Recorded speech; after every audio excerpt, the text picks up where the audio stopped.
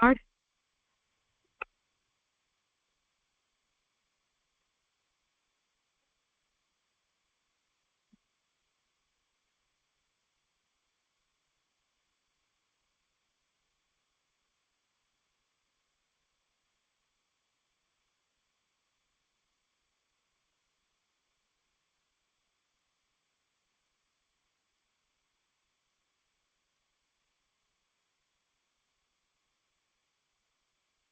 नमो लोये सौहरिहन्तानं नमो लोये सौहृदानं नमो लोये सौभागिर्यानं नमो लोये सौज्यायानं नमो लोये सौत्रिकावती सावनं ओंकारमिन्दु संयुक्त नित्यं जयन्ति योगिनः कामदमोक्षदं चैव ओंकाराय नमो नमः मङ्गलं भगवान् यो मङ्गलं भूतमोनि मङ्गलं कुञ्कुण्डारि विजेन्द्रमोसुमङ्गलं नमः समयसाराय स्वानुभूत्या चकास्ते स्वभावाय भवाय सर्वाः विभाव निराधार। भगवान श्री उमा स्वामी आचार्य विरचित मोक्षशास्त्र अर्थात तत्वार्थ અને પૂજ્યપાદ સ્વામી રચિત તત્વાર્થ સૂત્રની ટીકા સર્વાર્થ સિદ્ધિ અને સાથે બીજી અનેક ટીકાઓનું સંકલન એ સહિત આપણે તત્વાર્થ સૂત્રનો સ્વાધ્યાય કરી રહ્યા છીએ. તત્વાર્થ સૂત્રના સ્વાધ્યાયમાં આપણે 10મા સૂત્ર સુધી સ્વાધ્યાય પૂરો કર્યો છે. હવે આજે 11મા સૂત્રથી આગળ સ્વાધ્યાય લઈએ છીએ. પરોક્ષ પ્રમાણના ભેદ એવું શીર્ષક અહીંયા આપવામાં આવ્યું છે. સૂત્ર છે આદ્યે પરોક્ષમ. સૂત્ર છે આદ્યે પરોક્ષમ.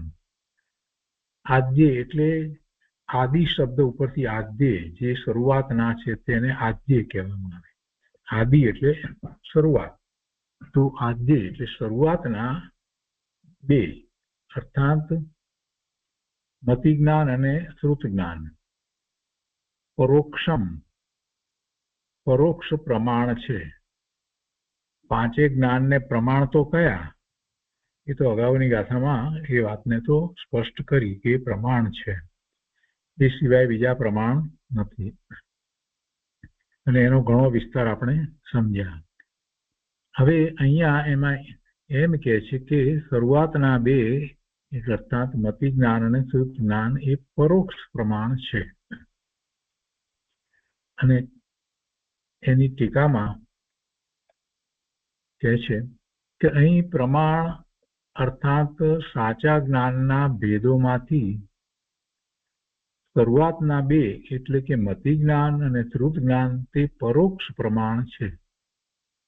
હવે જો આ પરોક્ષ પ્રમાણ જે કહેવામાં આવ્યા છે ને એને કોઈ અપેક્ષાએ પાછા પ્રત્યક્ષ પણ કયા છે, એટલે એકાંતે વસ્તુને ન પકડવી. પરોક્ષ જે કયા છે એ પરોક્ષ તો કેવળ જ્ઞાનની અપેક્ષાએ પરોક્ષ કહેવાયા છે.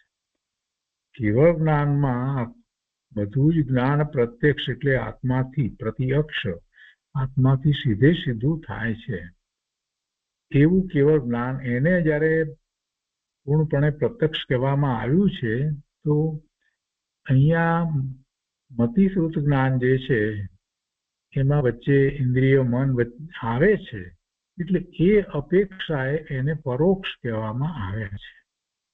તો પરોક્ષ કહેવાય છે છતાં પાંચે જ્ઞાનને પ્રમાણ કહેવાયા છે. પાંચે જ્ઞાન પ્રમાણ છે એટલે અહીંયા પહેલા આને પરોક્ષ કહેવાયા છે. તો એ પરોક્ષ જે રીતે કહેવાયા છે એ વાતને સમજાવી છે, છતાં પ્રમાણ છે. એટલે અહીંયા કહે છે કે પ્રમાણ અર્થાત સાચા જ્ઞાનના ભેદોમાંથી શરૂઆતના બે એટલે કે મતિ જ્ઞાન અને શ્રુત જ્ઞાન તે પરોક્ષ પ્રમાણ છે. એ જ્ઞાન પરોક્ષ છે, તેથી સંશયવાળા કે ભૂલવાળા છે એમ માનવું નહીં. પરોક્ષનો અર્થ એવો નથી થતો. પરોક્ષ છે એટલે એમાં કોઈ ભૂલ છે કે સંશય છે કે એવી કોઈ વાત નથી, એ પ્રમાણ છે. એટલે કહે છે કે એ તો તદ્દન સાચા જ છે. એ જ્ઞાનના ઉપયોગ વખતે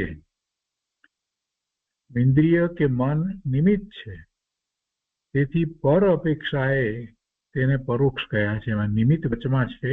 ઇન્દ્રિય મનનું નિમિત્ત છે, ઇન્દ્રિય અને મનનું નિમિત્ત છે, તેથી એમાં પરની અપેક્ષા આવી. કેમ કે ઇન્દ્રિય અને મન કઈ આત્માના નથી, એટલે એમાં પરની અપેક્ષા આવી, એટલે એ અપેક્ષાએ એને પરોક્ષ કહ્યા છે. સ્વ અપેક્ષાએ પાંચે પ્રકારના જ્ઞાન પ્રત્યક્ષ છે. આ પરની એમાં અપેક્ષા આવી જાય. કેવળ જ્ઞાનમાં એવી પરની અપેક્ષા આવતી નથી ઇન્દ્રિય કે મનની, એટલે આમાં પરની અપેક્ષા આવી એટલે નિમિત્ત તરીકે. તો ઇન્દ્રિય કે મન નિમિત્ત છે, તેથી પર અપેક્ષાએ તેને પરોક્ષ કહ્યા છે. ને સ્વ અપેક્ષાએ પાંચે પ્રકારના જ્ઞાન પ્રત્યક્ષ છે. સ્વ અપેક્ષાએ પાંચે પ્રકારના જ્ઞાન પ્રત્યક્ષ છે, એ પ્રમાણ છે. કેમ કે જ્ઞાન પ્રત્યક્ષ છે અને પ્રમાણ છે. જ્યારે એમ કહેવામાં આવ્યું છે તો એ જ્ઞાન આત્માના છે એમ સમજવાનું છે. જ્ઞાન કોઈ પરના નથી, જ્ઞાન કઈ કોમ્પ્યુટરનું નથી, જ્ઞાન કઈ પુસ્તકનું નથી. જ્ઞાન તો આત્માનું છે, જ્ઞાન કરનાર પણ આત્મા છે. એટલે એ પાંચે પ્રમાણ જે કહેવામાં આવ્યા એ પ્રત્યક્ષ એટલે આત્માના છે એ અપેક્ષાથી જોવામાં આવે તો એને પ્રત્યક્ષ કહેવાય. એટલે પાંચે પ્રકારના જ્ઞાન પ્રત્યક્ષ છે. બીજી રીતે પણ એને સમજાવવામાં આવ્યું છે, બીજી જગ્યાએથી પણ વાત લઈ અને આગળ અહીંયા પણ વાત આવશે. અહીંયા આપણે શ્રુત જિજ્ઞાસામાંથી વાતને લઈએ છીએ કે અહીંયા પાંચમો બોલ છે, મતિ, અવધિ, મનપર્ય અને કેવળ. આ ચાર જ્ઞાન પ્રમાણ જ્ઞાન છે, તેમાં નય લાગુ પડતો નથી. વળી તે સ્વાર્થ એટલે સ્વ વત્તા અર્થ, એમ સ્વ અર્થ એટલે કે એટલે તેનો જેવો અર્થ થાય તે પ્રમાણે જ્ઞાન કહેવાય.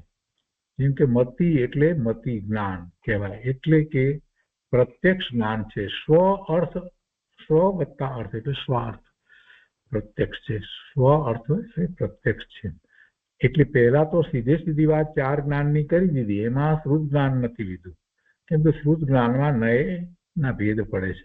એટલે મતિ, અવધિ, મનપર્ય અને કેવળ આ ચાર જ્ઞાન પ્રમાણ જ્ઞાન છે એમ વાત લીધી. અને પછી શ્રુત જ્ઞાનની અંદર એ વાત આગળ આવે કે શ્રુત જ્ઞાન જે છે એમાં બે ભેદ પડે છે, દ્રવ્ય શ્રુત અને ભાવ શ્રુત એવા બે ભેદ છે. દ્રવ્ય શ્રુત પરોક્ષ પ્રમાણ રૂપ છે અને ભાવ શ્રુત પ્રત્યક્ષ પ્રમાણ રૂપ છે. દ્રવ્ય શ્રુત જે છે તે પરોક્ષ પ્રમાણ રૂપ છે અને ભાવ શ્રુત પ્રત્યક્ષ પ્રમાણ રૂપ છે. દ્રવ્ય શ્રુત જ્ઞાનને ઉપચારથી શ્રુત જ્ઞાન કહ્યું છે, જે ભગવાનની વાણી છે એટલે. અને દ્રવ્ય શ્રુત ઇન્દ્રિયનો વિષય છે. ભાવ શ્રુત ઇન્દ્રિયાતીત છે, ઇન્દ્રિયનો વિષય નથી. ભાવ શ્રુત ઇન્દ્રિયાતીત છે. વળી શ્રુત જ્ઞાનમાં નય હોય છે, બીજા કોઈ જ્ઞાનમાં નય હોતા નથી. એટલે નય શ્રુત જ્ઞાન અને પ્રમાણ શ્રુત જ્ઞાન એવા ભેદ પણ પડે છે. તો એટલી વાતને સાથે યાદ રાખવાની અને આગળ આપણે લઈએ. મોક્ષશાસ્ત્રમાં કહે છે કે અહીં પ્રમાણ અર્થાત સાચા જ્ઞાનના ભેદમાંથી શરૂઆતના બે એટલે કે મતિ અને શ્રુત જ્ઞાન તે પરોક્ષ પ્રમાણ છે. બધા પ્રમાણ છે પણ આને પરોક્ષ પ્રમાણ કહ્યા. એ જ્ઞાન પરોક્ષ છે, તેથી એમ ન માની લેવું કે એમાં કઈ ભૂલ છે, એવું માનવાને કોઈ કારણ નથી કે સંશય એમાં કરવા જેવું પણ નથી.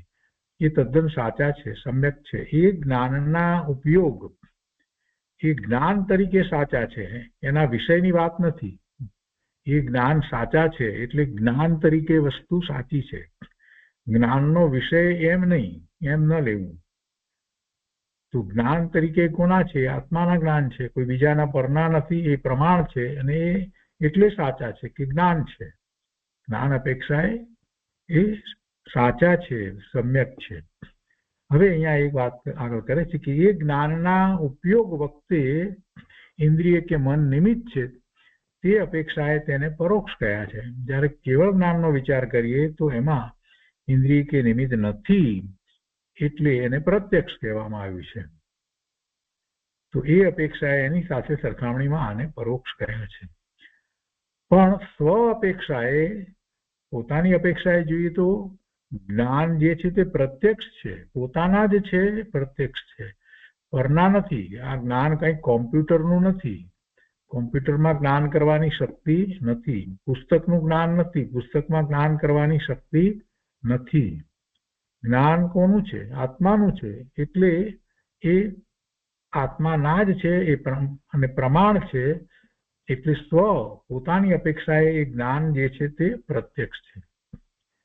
એમાં વચ્ચે મતિશ્રુતને માટે એ વખતે જ્યારે ઉપયોગ હોય છે ત્યારે ઇન્દ્રિય અને મન નિમિત્ત હોય છે. એ અપેક્ષા એ કેવળ જ્ઞાનની સરખામણી સાથે એને પરોક્ષ કયા છે. પણ સ્વ અપેક્ષાએ બધા જ જ્ઞાન, પાંચે જ્ઞાન આત્માના જ છે. એટલે એ જ્ઞાન પ્રત્યક્ષ છે. એક એક શબ્દ જે છે એના મૂળ ભાવને સમજવાનો પ્રયત્ન કરવો જોઈએ. ગુજરાતી ભાષામાં પ્રત્યક્ષ શબ્દ અને પરોક્ષ શબ્દ જે છે એનો વિસ્તૃત અર્થ જ્યાં સુધી ખબર ન પડે ત્યાં સુધી આ બધું સમજાય નહીં. એટલે આપણે આ વધારે વિસ્તાર કરીએ છીએ કે જેથી સમજાય. હવે પ્રશ્ન કર્યો છે અહીંયા કે ત્યારે સમ્યક મતિ જ્ઞાન વાળો જીવ પોતાને સમ્યક જ્ઞાન અને સમ્યક દર્શન છે એમ જાણી શકે? એટલે આ મતિ જ્ઞાનમાં આગળ સમ્યક શબ્દ મૂકી એટલે સમ્યક મતિ જ્ઞાન વાળો એમ કહ્યું. તો કહે છે કે ત્યારે સમ્યક મતિ જ્ઞાન વાળો, એટલે કે જેને વિષય જે છે એ પણ એવો છે, સત્ય છે, એટલે એનું જ્ઞાન કરે છે એટલે સમ્યક મતિ જ્ઞાન વાળો કહેવાય. તો ત્યારે એ સમ્યક મતિ જ્ઞાન વાળો જીવ પોતાને સમ્યક જ્ઞાન અને સમ્યક દર્શન છે એમ જાણી શકે? આવો પ્રશ્ન કર્યો. ઉત્તરમાં કહે છે કે જ્ઞાન સમ્યક છે માટે પોતાને સમ્યક જ્ઞાન થયાનો નિર્ણય બરાબર કરી શકે. અને સમ્યક જ્ઞાન હોય ત્યાં સમ્યક દર્શન સાથે હોય જ છે, અવિનાભાવી છે. સમ્યક જ્ઞાન હોય ત્યાં સાથે સમ્યક દર્શન હોય છે, અવિનાભાવી છે. માટે તેનો નિર્ણય કરી શકે જ. જો નિર્ણય ન કરી શકે તો પોતાનો અનિર્ણય એટલે કે અનઅધ્યવસાય થયો. અને એમ થાય તો તેવું જ્ઞાન મિથ્યા જ્ઞાન ઠરે. એ મિથ્યા જ્ઞાન છે, અનઅધ્યવસાય. મિથ્યાત્વની અંદર આપણે લઈએ છીએ ને, મિથ્યાત્વમાં, મિથ્યા જ્ઞાનમાં આપણે આ વાત લઈએ છીએ તો અધ્યવસાય હોય અથવા તો વિપરીત અધ્યવસાય હોય, ખોટી માન્યતા, સંશય હોય, તો એ બધું મિથ્યાત્વમાં આવે છે, મિથ્યા જ્ઞાનમાં આવે છે. તો અનઅધ્યવસાય થાય તો મિથ્યા જ્ઞાન થઈ જાય. એટલે અહીંયા સમ્યક જ્ઞાન માટે પ્રશ્ન કર્યો છે કે સમ્યક મતિ જ્ઞાન વાળો જીવ પોતાને સમ્યક જ્ઞાન અને સમ્યક દર્શન છે એમ જાણી શકે? તો કે આ જાણી શકે. એના પછી ફરીથી બીજો પ્રશ્ન કર્યો. જો આ પ્રશ્ન દ્વારા આપણને વધારે સ્પષ્ટતા થાય છે કે સમ્યક મતિ જ્ઞાની દર્શન મોહનીય પ્રકૃતિના પૂતગલોને પ્રત્યક્ષ જોઈ શકતો નથી. સમ્યક જ્ઞાની તો છે, બરાબર છે, પણ સમ્યક જ્ઞાન થાય છે તો એને કર્મનો વિચાર કરીએ તો કર્મમાં શું થાય? મોહનીય કર્મમાં દર્શન મોહનીય અને ચારિત્ર મોહનીય એવી પ્રકૃતિઓ છે. તો દર્શન મોહનીય કર્મની પ્રકૃતિ જે છે એના પૂતગળો જે છે, એ પૂતગળો જે છે એ વખતે ફળ આપવાની સ્થિતિમાં ન રહે એવું આપણે કહીએ છીએ. ત્યારે એનો ઉપશમ થયો, પછી ક્ષયોપશમ થાય, પછી ક્ષય થાય, આ બધું જે કહીએ છીએ તો એ કર્મને રજકણો, જે દર્શન મોહનીય કર્મની પ્રકૃતિના જે કર્મના રજકણો છે એનું જે થાય છે એના ઉપરથી આપણે કહીએ છીએ. એટલે જીવ તો ભાવનો છે, ત્યારે ભાવ છે એ તો જીવનો છે. તો જીવનો જે ભાવ જે છે એ સામે કર્મની પ્રકૃતિનો જે થાય છે એ પ્રમાણે એ ભાવના નામ આપણે આપીએ છીએ, ઉપશમ, ઔદયિક આદિ. તો એમાં અહીંયા એ પ્રશ્ન કરે છે કે ભાઈ દર્શન મોહનીય કર્મની પ્રકૃતિના પૂતગળો જે છે એ કર્મની પ્રકૃતિના એ પૂતગળો જ્યારે એને સમ્યક દર્શન થાય છે તો ત્યારે શરૂઆતમાં પહેલા એનો ઉપશમ થાય છે, પછી એનો ક્ષયોપશમ થાય છે. તો આ બધું કઈ પેલો સમ્યક જ્ઞાની, સમ્યક મતિ જ્ઞાની, કેવળ જ્ઞાનીની વાત નથી લેવી, તો કે સમ્યક જ્ઞાન જેને થયું છે તો એ સમ્યક મતિ જ્ઞાની એ પૂતગળોને કઈ જોઈ તો શકતો નથી.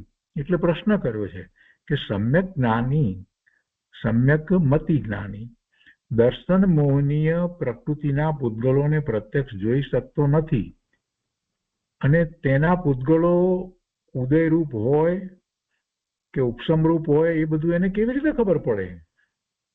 એને જોઈ જ શકતો નથી. તો એ પૂતગળોને પ્રત્યક્ષ જોઈ શકતો નથી અને તેના પૂતગળો ઉદયરૂપ હોય અને જીવ તેમાં જોડાતો હોય તો તેની ભૂલ ન થાય? પેલાને પ્રશ્ન પહેલા કર્યો કે સમ્યક મતિ જ્ઞાની જે છે એને પણ પોતાને સમ્યક દર્શન થયું છે, એનો ખ્યાલ આવે છે, તો પછી પાછો ફરીથી આ પેટા પ્રશ્ન કર્યો કે એ તો કઈ પૂતગળોને તો જોઈ શકતો નથી, દર્શન મોહની કર્મના પૂતગળોને તો જોઈ શકતો નથી. કોઈ કર્મના પૂતગળને, કોઈ પણ કર્મના પૂતગળને આપણે મતિશ્રુત જ્ઞાનનો જેટલો આપણો ઉઘાડ છે એમાં આપણે જોઈ શકીએ નહીં. એ કેવળી ગમ્ય છે.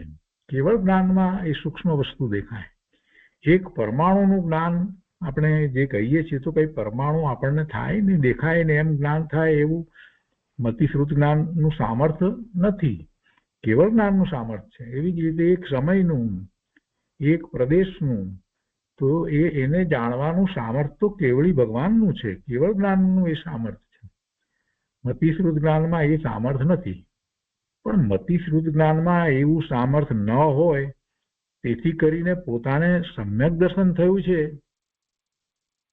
એ ન જાણી શકે એમ બને નહીં. એ તો એ જાણી શકે છે અને એ વાત અહીંયા લેવામાં આવી છે.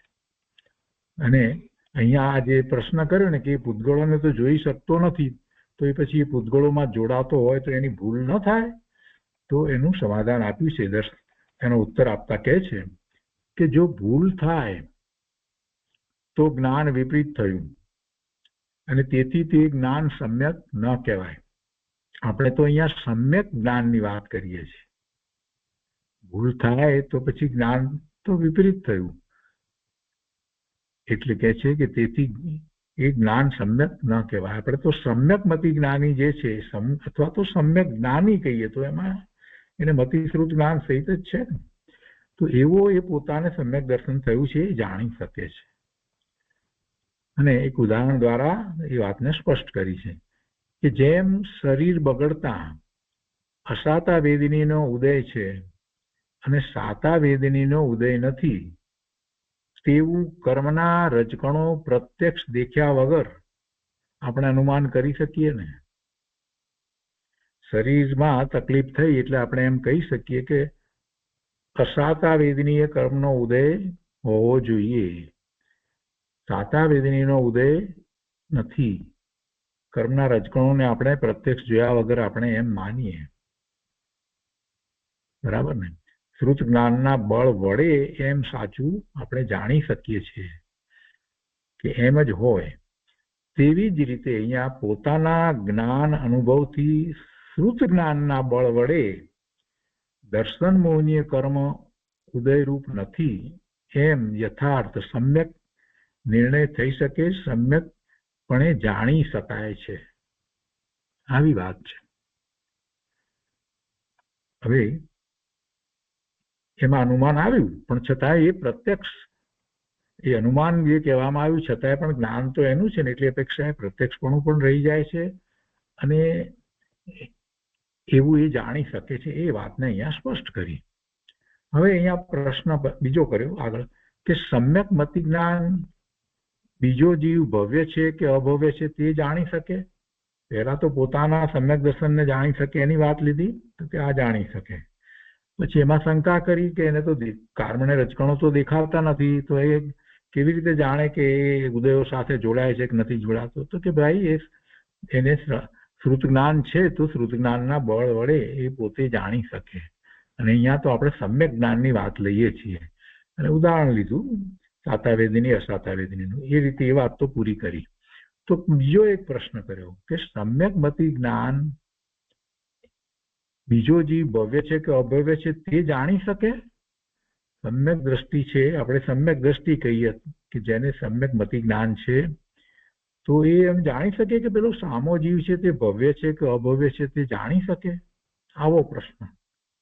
કોઈ સમ્યક દ્રષ્ટિ હોય, એને સમ્યક મતિ શ્રુત જ્ઞાન હોય, એવું સમ્યક દર્શન થયું છે, તો એ જાણી શકે કે સામો જીવ છે તે બીજો સામે રહેલો જીવ છે તે ભવ્ય છે કે અભવ્ય? જાણી શકે આવો પ્રશ્ન કર્યો છે.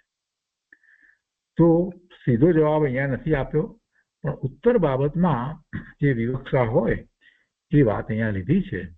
એટલે રામજીભાઈએ ઉત્તરમાં લખ્યું છે કે આ બાબતમાં શ્રી ધવલા શાસ્ત્રમાં પુસ્તક 6 પાનું 17 નીચે પ્રમાણે જણાવ્યું છે. ધવલા શાસ્ત્ર એટલે ધવલ મહાધવલ એ ટીકા છે. ધવલ મહાધવલ વગેરે એ ટીકાઓ છે. એમાંથી ધવલા પુસ્તકની અંદર વાત લેવામાં આવી છે. ધવલ મહાધવલ જય ધવલ એ ટીકાઓ છે. અવગ્રહથી ગ્રહણ કરવામાં આવેલ અર્થને વિશેષ જાણવાની આકાંક્ષા એ ઈહા છે.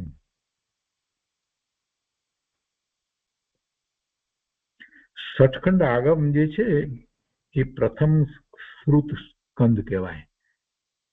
સચખંડ આગમ છે એ પ્રથમ શ્રુત સ્કંદ છે, અને એની આ ધવલ જય ધવલ મહાધવલ એ ટીકા છે. અને સચખંડ આગમની આ જે ટીકા છે એ ધવલ એમાંથી વાત લઈ અને આ પેલો પ્રશ્ન છે ને એનો ઉત્તર આપ્યો છે કે બીજા ભવ્ય જીવને ભવ્ય છે કે અભવ્ય છે એ બીજા જીવને એ જાણી શકે સમ્યક જ્ઞાની છે તે? તો એનો ઉત્તર સીધો ના આપતા એમણે આ સચખંડ આગમની ટીકા ધવલથી જે વાત છે ને એ અહીંયા લઈ અને સમજાવ્યું છે. તો એમાં એવી રીતે લખ્યું છે કે અવગ્રહથી ગ્રહણ કરવામાં આવેલ અર્થને વિશેષ જાણવાની આકાંક્ષા તે ઈહા છે. મતિ જ્ઞાનમાં પછી આગળ ભેદ પડે છે. અવગ્રહ, ઈહા, અવાય અને ધારણા એવા જે ભેદ પડે છે આગળ, એટલે એ ક્રમમાં આપણે જાણીએ છીએ. જાણવામાં પહેલા હંમેશા અવગ્રહ હોય, સ્વીકાર અમુક રીતે આમ જે જાણ્યું આ છે એટલો, પછી એના સંબંધી વિશેષ જાણવા માટે થઈને આમ હશે તેમ હશે, એટલે એ બધો ઈહા આપણે જે કહીએ છીએ. પછી આપણે કંઈક નિર્ણય પર આવીએ છીએ, અવગ્રહ, ઈહા, અવાય કે આમ છે. અને ધારણા એટલે પછી બસ એમ જ છે, પછી આપણને કોઈ ફેરવી ન શકે. આવું સામાન્ય આપણને જ્ઞાન છે. આપણે એવું સામાન્ય જ્ઞાન ધરાવીએ છીએ. તો એ વાતને યાદ રાખી અને હવે આપણે વાંચીશું તો ખ્યાલ આવશે. નહીતર અવગ્રહ શું છે એ ખ્યાલ આવ્યા વગર આ ધવલ પુસ્તકની વાત ક્યાંથી સમજાશે? જૈન સિદ્ધાંત પ્રશ્નોત્તરીમાંથી અથવા જૈન સિદ્ધાંત પ્રવેશિકામાંથી આપણને એટલું તો ખ્યાલ છે કે એ એના મતિ જ્ઞાનના ભેદ છે: અવગ્રહ, ઈયા, અવાય અને ધારણા. અને એમ આખું આપણે જ્ઞાનની પ્રક્રિયા કરીએ છીએ. તો પહેલા અવગ્રહ હોય છે, પછી એ બધી વાત આગળ આવશે. અહીંયા આપણે તો આ ધવલમાં જે કહ્યું છે ને એ લેવું છે કે અવગ્રહથી ગ્રહણ કરવામાં આવેલ, એટલા માટે એ શબ્દ મૂક્યો કે ગ્રહણ કરવામાં આવેલ. અવગ્રહથી જેટલું જાણીએ છીએ પૂરેપૂરું બધી વાત થઈ ગઈ છે નહીં, એટલે જાણવું શબ્દને બદલે એમાં ગ્રહણ શબ્દ મૂક્યો છે. અવગ્રહથી ગ્રહણ કરવામાં આવેલ અર્થને,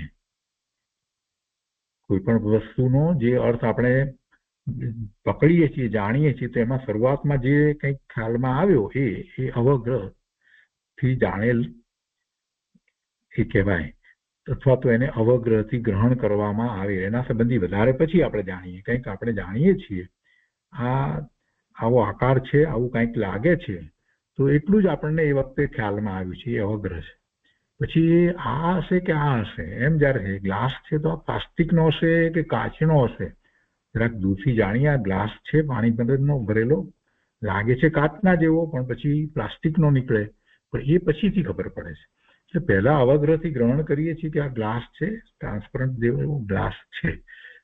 એવી રીતે અહીંયા અવગ્રહથી ગ્રહણ કરવામાં આવેલ કોઈ શબ્દ જે છે કે કોઈ વિષય છે જ્ઞાનનો, તો એનો અર્થ જે છે એને વિશેષ જાણવો એવી આપણને ઈચ્છા હંમેશા હોય કે શું છે એમ.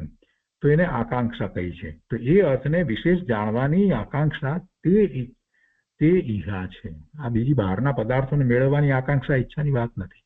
તો ઈહાને અહીંયા આકાંક્ષા તરીકે લેવામાં આવી છે. એવો જીવનો સ્વભાવ છે, એને વિશેષ જાણવાનું થાય એટલે એને ઈહા કહે છે.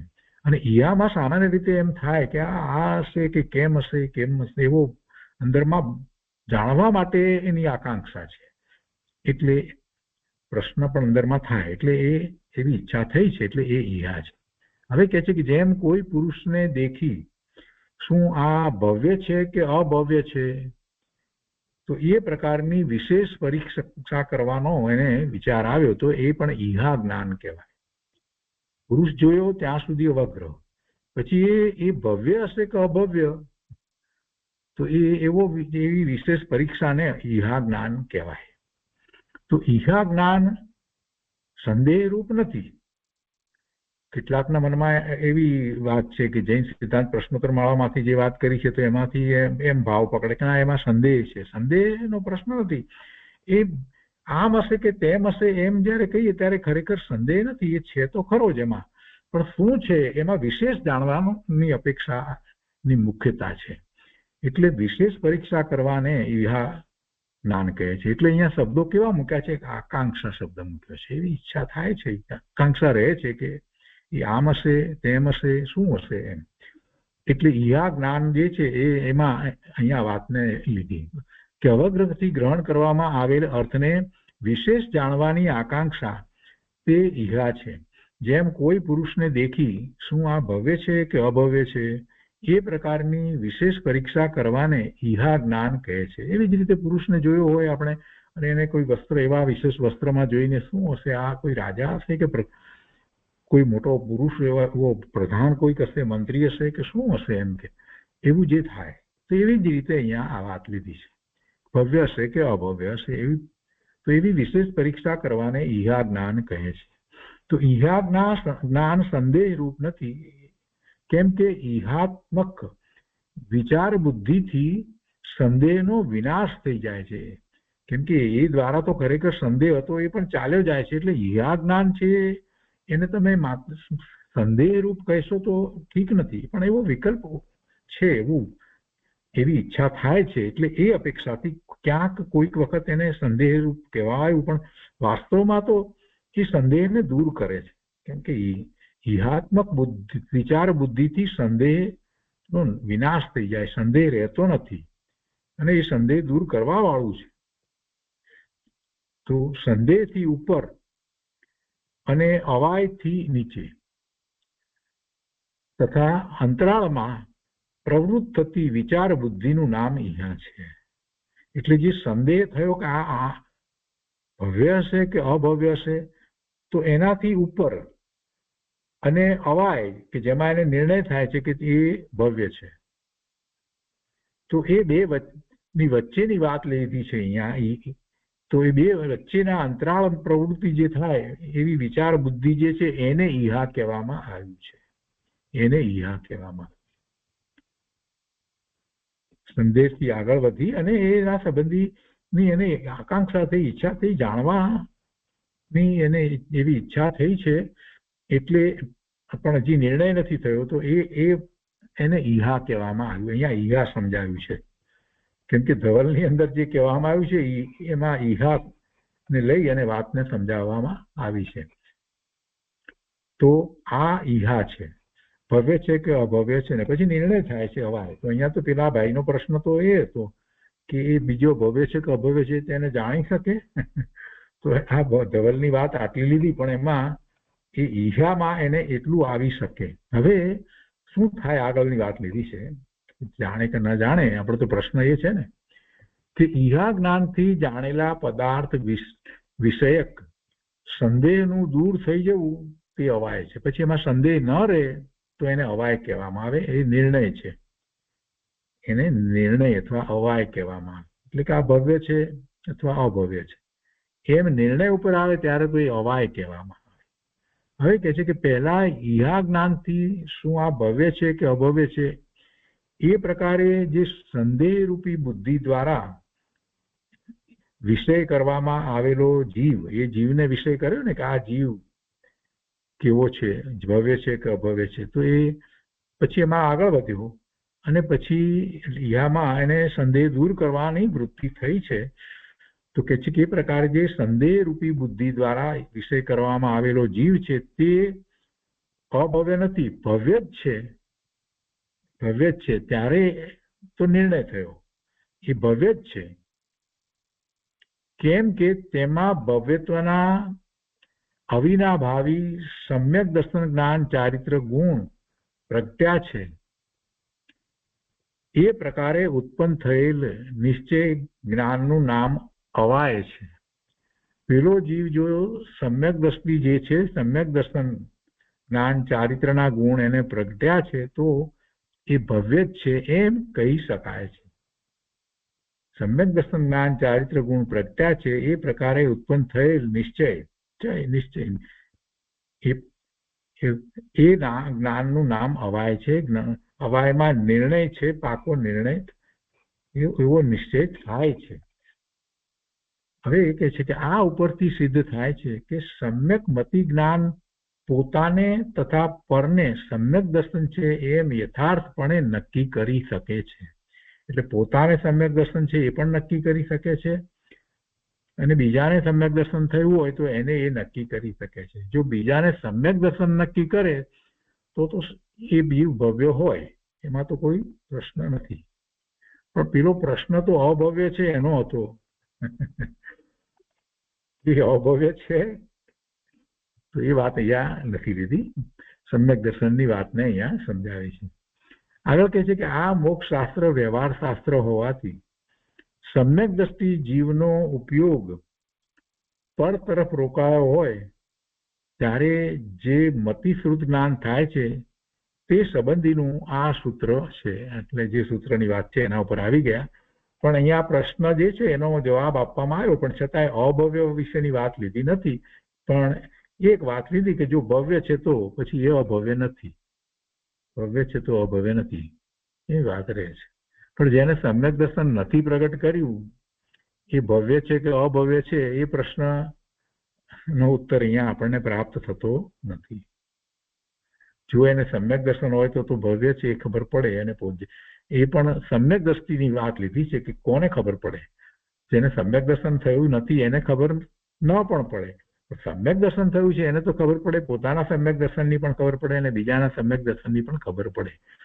એટલી વાત આપણને ખ્યાલમાં આવે છે. અને જો સમ્યક દર્શન છે તો ભવ્ય છે, પોતે પણ ભવ્ય છે ને પેલો પણ ભવ્ય છે. આ બધી વાતનો ખ્યાલ આવે છે. પણ સમ્યક દર્શન નથી એને કઈ ખ્યાલ આવે એમ બનતું નથી. એની એટલી યોગ્યતા નથી, પાત્રતા નથી. બીજી કેટલીક વાત હોય છે અધ્યાત્મ અપેક્ષાએ. બીજી વાત છે, આ વિષય નીકળ્યો છે તો આપણે એ વાત સાથે લઈ લઈએ કે બીજી અધ્યાત્મ અપેક્ષાએ વાત પણ છે કે જેને સમ્યક દર્શન થયું છે એને એની મુખાકૃતિ વગેરે ઉપરથી પણ કંઈક ખ્યાલ આવે. એની વાત જે છે એના ઉપરથી પણ વાત ખ્યાલ આવે કે એ જે કંઈ વાત કરે છે એ બીજા જે કરે છે એના કરતા કંઈક અપૂર્વ છે, એ ઉપરથી પણ ખ્યાલ આવે છે. કૃપાળુદેવે પણ એ વાત લીધી છે. અને આપણે સમ્યક દ્રષ્ટિને 8 ગુણ પ્રગટ થાય છે. એ સિવાય સમ્યક દ્રષ્ટિ જે છે એ કેવી રીતે જણાય છે તો એની જે વાત લીધી છે એ ઉપરથી 5 પ્રકાર, એના ઉપરથી પણ આપણે જાણી શકીએ, સામાન્ય ખ્યાલ આવે કે આ સમ્યક દ્રષ્ટિ હોવો જોઈએ. તો એ વાત છે અહીંયા. પ્રસમ, સંવેગ, નિર્વેગ, આસ્તિક્ય, એ બધા ઉપરથી પણ આપણને ખ્યાલ આવે કે આ સમ્યક દ્રષ્ટિ હશે. હવે આગળ અહીંયા લઈએ કે ઈહા જ્ઞાનથી જાણેલા પદાર્થ વિષયક સંદેહનું દૂર થઈ જવું તે અવાય નિર્ણય છે. પહેલા ઈહા જ્ઞાનથી શું આ ભવ્ય છે કે અભવ્ય છે એ પ્રકારે જે સંદેહ રૂપી બુદ્ધિ દ્વારા વિષય કરવામાં આવેલો જીવ છે તે અભવ્ય નથી, ભવ્ય જ છે. કેમ કે તેમાં ભવ્યત્વના અવિનાભાવી સમ્યક દર્શન જ્ઞાન ચારિત્ર ગુણ પ્રગટ્યા છે. એ પ્રકારે ઉત્પન્ન થયેલ નિશ્ચય સચ્ચય જ્ઞાનનું નામ અવાય છે. અને આ ઉપરથી સિદ્ધ થાય છે કે સમ્યક મતિ જ્ઞાન પોતાને તથા પરને સમ્યક દર્શન છે એમ યથાર્થપણે નક્કી કરી શકે છે. આટલી સુધીની વાત આવી. હવે આગળ કહે છે કે આ મોક્ષ શાસ્ત્ર વ્યવહાર શાસ્ત્ર હોવાથી સમ્યક દ્રષ્ટિ જીવનો ઉપયોગ પર તરફ રોકાયો હોય ત્યારે જે મતિશ્રુત જ્ઞાન થાય છે તે સંબંધનું આ સૂત્ર છે. સૂત્રમાં પ્રત્યક્ષપણા અને પરોક્ષપણાની યારે વાત કરી તો એમાં એમ કહ્યું કે આદ્ય પરોક્ષની વાત કરી, પરોક્ષની વાત કરી સૂત્ર મૂળ સૂત્રમાં પહેલા જે આદિના બે જ્ઞાન જે છે તે પરોક્ષ પ્રમાણ છે એમ કહ્યું ને. શરૂઆતના બે અર્થાત મતિ જ્ઞાન અને શુદ્ધ જ્ઞાન એ પરોક્ષ પ્રમાણ છે. અને પરોક્ષ પ્રમાણ કયા? તો એ આ રીતે પરોક્ષપણું ની વાત અહીંયા રામજીભાઈએ સમજાવી છે. અને હવે કહે છે કે સમ્યક દ્રષ્ટિનો તે વખતનો જ્ઞાન ઉપયોગ પરોક્ષ છે. ગૌણપણે તે બંને જ્ઞાનો નિર્વિકલ્પતા વખતે પ્રત્યક્ષ છે. તે તેમાં આવી જાય છે, એ વાત એમાં આવી જાય છે. સમ્યક દ્રષ્ટિનો તે વખતનો જ્ઞાન ઉપયોગ પરોક્ષ છે. પરોક્ષપણું સમ્યક દ્રષ્ટિને ઇન્દ્રિય અને મન દ્વારા છે એટલે પરોક્ષપણું તો આપણે સમજ્યા. તો કે છે કે સમ્યક દ્રષ્ટિને તે વખતનો જ્ઞાન ઉપયોગ પરોક્ષ છે. ગૌણપણે તે બંને જ્ઞાનો નિર્વિકલ્પતા વખતે પ્રત્યક્ષ છે. એને નિર્વિકલ્પતા વખતે તો એને પ્રત્યક્ષ છે, કેમ કે એ તો નિર્વિકલ્પ થાય છે ત્યારે તો માત્ર આત્માનું જ જ્ઞાન કરે છે, તો એ વખતે એને એ પ્રત્યક્ષ છે. તો એ વાત આમાં ગર્ભિત છે, એ વાત સમજી લેવાની. સમ્યક દ્રષ્ટિ જે વખતે પોતાના ઉપયોગમાં જોડાયો હોય ત્યારે તે મતિ જ્ઞાન અને શુદ્ધ જ્ઞાન પ્રત્યક્ષ છે. જ્ઞાન અપેક્ષાએ તો પ્રત્યક્ષપણું છે. અને જ્યારે પણ એ પોતે પોતાના તરફ ઉપયોગ એનો વળ્યો છે તેઓ એ વખતે નિર્વિકલ્પ દશા છે, તો એ વખતે એને એ પ્રત્યક્ષપણું છે. અને આ દશા ચોથા ગુણસ્થાનથી હોય છે. ચોથા ગુણસ્થાનથી આવી દશા છે નિર્વિકલ્પ ધ્યાનમાં ઉપયોગ સ્વ તરફ વળ્યો છે ત્યારે એને એ પ્રત્યક્ષ છે. એ વખતે મતિ જ્ઞાન અને શ્રુત જ્ઞાનનો એનો ઉગાડ છે. મતિ શ્રુતાત્મક ભાવમન સ્વાનુભૂતિ વખતે વિશેષ દશાવાળું છે. મતિ શ્રુતાત્મક ભાવમન, મતિ અને શ્રુતાત્મક ભાવમન, દ્રવ્યમન અને ભાવમનની હમણાં થોડીક વાત આપણે પહેલા જ વાંચી. તો એમાં ભાવમન જે છે, ભાવમન જે છે એને કઈ પેલાની અપેક્ષા નથી એ વખતે શાસ્ત્ર વગેરેની. એટલે તો મતિ શ્રુતાત્મક ભાવમન જ્યારે એને સ્વાનુભૂતિ છે તો સ્વાનુભૂતિ વખતે વિશેષ દશાવાળું છે. એટલે વિકલ્પ નથી એવી દશાવાળું છે. છતાં એ દશા કઈ પેલો ઉપસમ શ્રેણી ને ક્ષપક શ્રેણી ચડે છે એ શ્રેણી સમાન તો નથી, શ્રેણી સમાન તો નહીં, પણ પોતાની ભૂમિકાને યોગ્ય નિર્વિકલ્પો હોય છે. શ્રેણીમાં ને જે નિર્વિકલ્પ દશા છે એ પ્રમાણે તો નથી. તેથી મતિ શ્રુતાત્મક ભાવમન સ્વાનુભૂતિ સમયે પ્રત્યક્ષ માનવામાં આવ્યું છે. આવું એનું પ્રત્યક્ષપણું સમજાયું છે. સ્વાનુભૂતિ વખતે મતિ શ્રુત જ્ઞાનને પ્રત્યક્ષ માનવામાં આવ્યું છે. સીધે સીધો આત્માનો અનુભવ કરે છે. અનંત ગુણનું ભવન અંદરમાં ચાલી રહ્યું છે એને એ અનુભવે છે. મતિશ્રુત જ્ઞાન વિના કેવળ જ્ઞાનની ઉત્પત્તિ થતી નથી, તેનું આ કારણ છે. એટલે કે આ મતિશ્રુત જ્ઞાન દ્વારા જ એ આત્માનો અનુભવ કરે છે, વિશેષ અનુભવ કરે છે, વિશેષ એકાગ્રતા કરે છે, એમ જ આગળ વધી અને છેવટે સ્વરૂપમાં સ્થિરતા કરે છે અને કેવળ જ્ઞાનની ઉત્પત્તિ થાય છે. પણ અવધિ જ્ઞાન કે મનોપર્ય જ્ઞાન જે છે એના વિના કેવળ જ્ઞાનની ઉત્પત્તિ થઈ શકે છે. અવધિ જ્ઞાન, મનોપર્ય જ્ઞાન જે છે એ અંશે પ્રત્યક્ષ કહેવાય છે, તે છતાં પણ એના વિના કેવળ જ્ઞાનની ઉત્પત્તિ થઈ શકે છે. કેવળ જ્ઞાનની ઉત્પત્તિમાં મતિશ્રુત જ્ઞાન જે છે એ જરૂરી છે, કેમ કે મતિશ્રુત જ્ઞાન દ્વારા સમ્યક તો પ્રગટ થાય છે ને પછી આગળ વધી અને એ શ્રેણી ચડીને કેવળ જ્ઞાન પ્રગટ કરે છે. કેવળ જ્ઞાન પ્રગટ નથી થયું ત્યાં સુધી આખો પુરુષાર્થ મતિશ્રુત જ્ઞાનમાં જ થાય છે. પણ એવું નથી કે અવધિ જ્ઞાન અને મન્ય પરિજ્ઞાન હોવું જોઈએ એવી વાત નથી. એના વિના કેવળ જ્ઞાનની ઉત્પત્તિ થઈ શકે છે. પંચાધ્યાય ભાગ પહેલો ગાથા 708 થી 719 સુધી આ સૂત્રની ચર્ચા કરી છે. દેવકી નંદન શાસ્ત્રીકૃત પંચાધ્યાય 363 થી 368. હવે આગળ મતિ અને શ્રુત જ્ઞાનને અહીં પરોક્ષ કયા છે તે સંબંધે વિશેષ ખુલાસો એ પરોક્ષ સંબંધીનો ખુલાસો. પરોક્ષ કયા છે તો એ સંબંધીનો એક વાત તો આવી ગઈ કે પેલા નિમિત્ત કારણ છે એ વિકસા તો આવી. ઇન્દ્રિય અને મન એ એમાં નિમિત્ત છે, પરોક્ષ નિમિત્ત છે એટલે પરોક્ષ. હવે વિશેષ ખુલાસામાં કહે છે કે મતિ જ્ઞાનના ભેદનો વિચાર કરી અને સમજાવે છે કે મતિ જ્ઞાનમાં જે છે તે અવગ્ર, ઈયા, હવા એને ધારણા એવા એમ ભેદ એટલે એવો ક્રમ છે. અવગ્ર, ઈયા, હવા એને ધારણા રૂપ મતિ જ્ઞાન છે. એના પ્રકાર કે ભેદ એમ નથી, એ એવો ક્રમ છે. આપણે જાણવાની મતિ જ્ઞાનની આખી પ્રક્રિયા જે છે તે આ રીતે જ આગળ થાય છે. જેમ કે આપણે કહીએ કે સ્કૂલના ભણતરની અંદર તો કઈ રીતે હોય છે, તો એમ કહી શકીએ આપણે કે ભાઈ પહેલું ધોરણ પછી બીજું, ત્રીજું, ચોથું એમ આગળ હોય છે. ક્રમ છે, ક્રમે જ આગળ જવાય, આડું અવળું હોતું નથી. તો એવી રીતે અવગ્ર, યા, હવા એને ધારણા રૂપ મતિ જ્ઞાન છે. તો એવા મતિ જ્ઞાનને સામ વ્યવહારિક પ્રત્યક્ષ પણ કહેવામાં આવે છે. સામ વ્યવહારિક પ્રત્યક્ષ પણ કહેવામાં આવે છે. જેમ કે આંખ દ્વારા આપણે કોઈ પદાર્થને જોઈએ, ઘડો જોયો તો લાલ ઘડો જોયો તો મેં લાલ ઘડો જોયો, ઘડાના રૂપને મેં જોયું. તો મેં કોઈ કહે કે ના તમે કેવી રીતે કહી શકો કે લાલ જ હતો? તો કે મેં આ મારી આંખથી ચોખ્ખે ચોખ્ખું જોયું, એ લાલ રંગનો જ ઘડો હતો, કાળો ઘડો ન હતો. તો એમાં આપણે કહીએ છીએ પ્રત્યક્ષ, પણ એને સામ વ્યવહારિક પ્રત્યક્ષ કહેવામાં આવે છે. એટલે વાત લીધી છે કે ઘડાના રૂપને મેં પ્રત્યક્ષ દીઠું એમ લોકો કહે છે. તેથી તે જ્ઞાન સામ વ્યવહારિક પ્રત્યક્ષ છે.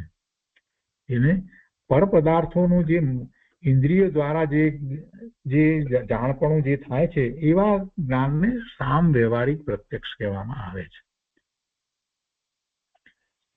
એવા જ્ઞાનને સામ વ્યવહારિક પ્રત્યક્ષ કહેવામાં આવે છે.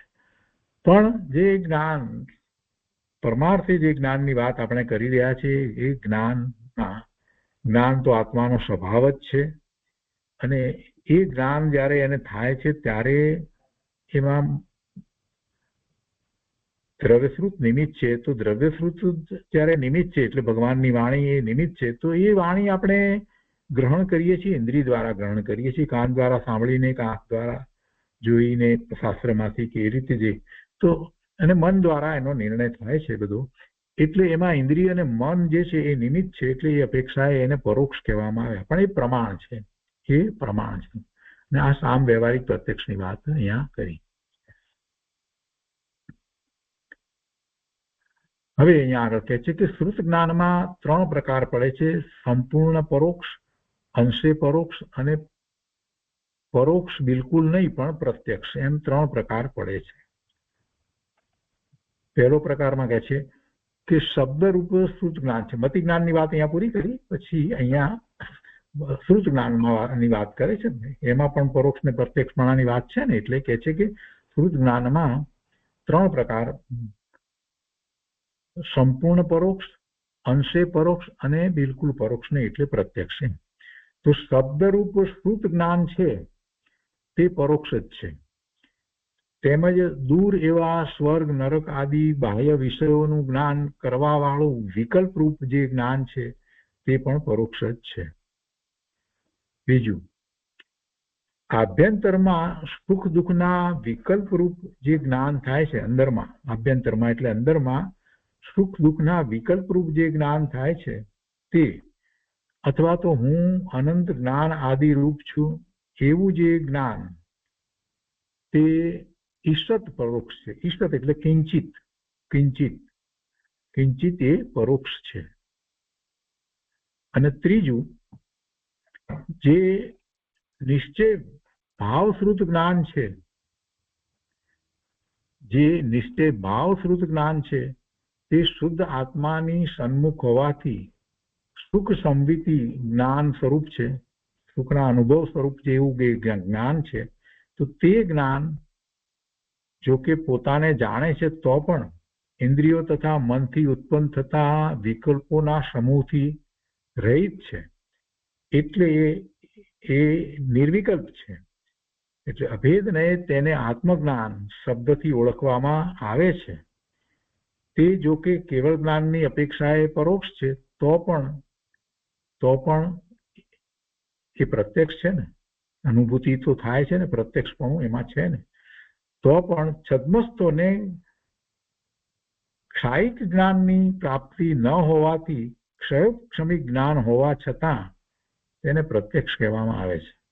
છદ્મસ્થ એટલે જેને જ્ઞાનાવરણી અને દર્શનાવરણી કર્મની પ્રકૃતિઓ હજી પડી છે, એના ઉદયો વગેરે છે, તો એને છદ્મસ્થ કહેવામાં આવે. જ્ઞાનાવરણી દર્શનાવરણી કર્મનો ક્ષય થાય, 12મા ગુણસ્થાને બીજું શુક્લ ધ્યાન પ્રગટ થાય ત્યારે ક્ષય થાય છે, અને પછી 13મે ગુણસ્થાને આવે છે ત્યારે એ હોતી નથી એ પ્રકૃતિ. તો ત્યાં સુધી છદ્મસ્થપણું કહેવામાં આવે.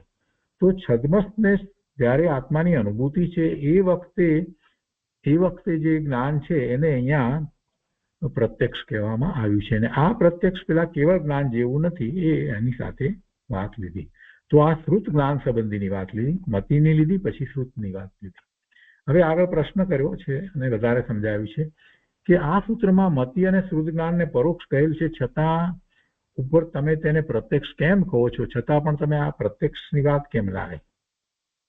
ઉત્તર આપે છે કે આ સૂત્રમાં શ્રુતને પરોક્ષ કહ્યું છે તે સામાન્ય કથન છે. ઉપર જે ભાવ શ્રુત જ્ઞાનને પ્રત્યક્ષ કહ્યું તે વિશેષ કથન છે. આપણે ભાવ શ્રુત જ્ઞાનની વાત લઈએ છીએ અને એમાં નિર્વિકલ્પ છે, કોઈ બીજો વિકલ્પ પણ નથી, આત્માનો અનુભવ કરે છે, એટલે એ અપેક્ષાથી એને અહીંયા પ્રત્યક્ષ કહેવામાં આવ્યું છે. જ્યારે સૂત્રમાં જે વાત કરી છે એ સામાન્ય કથન છે. સામાન્ય કથન છે એટલે સામાન્ય કથન જે છે એને ઉત્સર્ગ કથન કહેવામાં આવે. ઉત્સર્ગનો અર્થ શું થાય? ઉત્સર્ગ શબ્દનો અર્થ અપવાદથી વિરુદ્ધ એટલે ઉત્સર્ગ. આપણે જે સામાન્ય પ્રાણી જે કહેતા હોય એમાં કોઈક અપવાદ હોય ને, કે આ રેગ્યુલર જે હોય એના કરતા કાંઈક અપવાદ રૂપ હોય, જુદું હોય, તો એ આપણે એને અપવાદ કહીએ છીએ. તો અપવાદથી વિરુદ્ધ શું થયું? જે રેગ્યુલર જે છે, સામાન્ય જે છે, જે હંમેશ છે, તે ઉત્સર્ગ કહેવાય. તો આ સૂત્ર જે છે ને એમાં સામાન્યપણે કથન કરવામાં આવ્યું છે, એટલે એને ઉત્સર્ગ કથન કહેવાય. શાસ્ત્રની ભાષામાં એને ઉત્સર્ગ કથન કહેવાય. તો કે છે કે આ સૂત્રને પરોક્ષ કહ્યું છે તે સામાન્ય કથન છે, ઉત્સર્ગરૂપ કથન છે. ઉપર જે ભાવશ્રુત જ્ઞાનને પ્રત્યક્ષ કહ્યું તો તે વિશેષ કથન છે, અને પ્રત્યક્ષનું કથન વિશેષની અપેક્ષાએ છે એમ સમજવું. પણ સામાન્યની અપેક્ષા એટલે કે આ સૂત્રમાં જો ઉત્સર્ગ કથન જે કહેવામાં આવ્યું છે એ અપેક્ષાએ જોઈએ તો એને પરોક્ષ કહેવાય. આ સૂત્રમાં જો ઉત્સર્ગ કથન ન હોત, ઉત્સર્ગ એટલે સામાન્ય કથન ન હોત, તો મતિ જ્ઞાનને પરોક્ષ ન કહેત. મતિ જ્ઞાન જો પરોક્ષ જ હોત તો તર્કશાસ્ત્રમાં તેને સામ વ્યવહારિક પ્રત્યક્ષ પણ પછી કહેત નહીં. એટલે એમ નથી, મતિ જ્ઞાનને પણ કોઈક અપેક્ષાએ જ્યાં વ્યવહારિક પ્રત્યક્ષ કહેવાયું છે, વ્યવહારમાં સામ વ્યવહારિક પ્રત્યક્ષ એને પણ કહેવાયું છે. એટલે અહીંયા આ સૂત્રની અંદર ઉત્સર્ગ કથન છે, સામાન્ય અપેક્ષાથી કથન કહેવામાં આવ્યું છે. એટલે વિશેષ કથનની અંદર મતિ જ્ઞાનને પ્રત્યક્ષ કહેવામાં આવ્યું છે, એમાં સામ વ્યવહારિક પ્રત્યક્ષની વાત કરી છે, અને શ્રુત જ્ઞાનને ભાવ શ્રુત જ્ઞાન છે એને પ્રત્યક્ષ કહેવામાં આવ્યું છે, એ વિશેષતાથી વાત કરવામાં આવી છે. એટલે વિશેષ કથનમાં મતિ જ્ઞાનને સામ વ્યવહારિક પ્રત્યક્ષની વાત કરી અને પ્રત્યક્ષ જ્ઞાન કહેવામાં આવે છે. તેમજ નિજ આત્મ સન્મુખ જે ભાવ શ્રુત જ્ઞાન છે એને પણ એ વિશેષ કથનની અંદર એ પ્રત્યક્ષ કહેવામાં આવ્યું છે. પણ એ પ્રત્યક્ષ કથન કેવળ જ્ઞાનની અપેક્ષાએ તો પરોક્ષ કહેવાય છે, છતાં વિશેષ કથનમાં એને પ્રત્યક્ષ કહ્યું છે. તો આ પ્રત્યક્ષ પરોક્ષ પ્રમાણની અહીંયા વાત લેવામાં આવી. અને પછી આગળ કહે છે કે જો મતિ અને શ્રુત બંને માત્ર પરોક્ષ જ હોત, તો સુખ દુઃખ આદિનું જે સંવેદન જ્ઞાન થાય છે, અનુભૂતિ થાય છે, તે પણ પરોક્ષ હોત. પણ તે સંવેદન પ્રત્યક્ષ છે એમ દરેક જાણે છે. અને આ ઉત્સર્ગ કથન ક્યાંથી લેવામાં આવ્યું છે એની વાત તો કહેવામાં આવી છે. કે છે કે આવું ઉત્સર્ગ કથન ધ્યાન સંબંધમાં અધ્યાય 9 સૂત્ર 27-57 કહ્યું છે, ત્યાં અપવાદનું કથન નથી કર્યું. જો બૃહદ દ્રવ્ય સંગ્રહ ગાથા 57 નીચે હિન્દી ટીકામાં એ રીતે જ્યાં ઉત્સર્ગ કથન હોય ત્યાં અપવાદ કથન ગર્ભિત છે એમ સમજવું. એટલે જયારે ઉત્સર્ગ કથન હોય તો અપવાદ પણ હોય એ વાત પણ ત્યાં કહેવામાં આવી છે એ વાત છે. હવે એ રીતે આ 11મું સૂત્ર અહીંયા પૂરું થાય છે. તો પહેલા બે સૂત્રને પરોક્ષ પ્રમાણ કહેવામાં આવ્યું એની વાત લીધી અને એની સાથે પ્રત્યક્ષપણું કઈ રીતે છે એની પણ વાત લેવામાં આવી. હવે આ વાતમાં થોડીક વધારે વાત આપણે સર્વાર્થ સિદ્ધિમાં જે કહેવામાં આવી છે થોડી સૂક્ષ્મતા વધારે એ આપણે આવતા સ્વાધ્યાયમાં લઈશું ને આજનો સ્વાધ્યાય આપણે અહીંયા સુધી રાખીએ છીએ.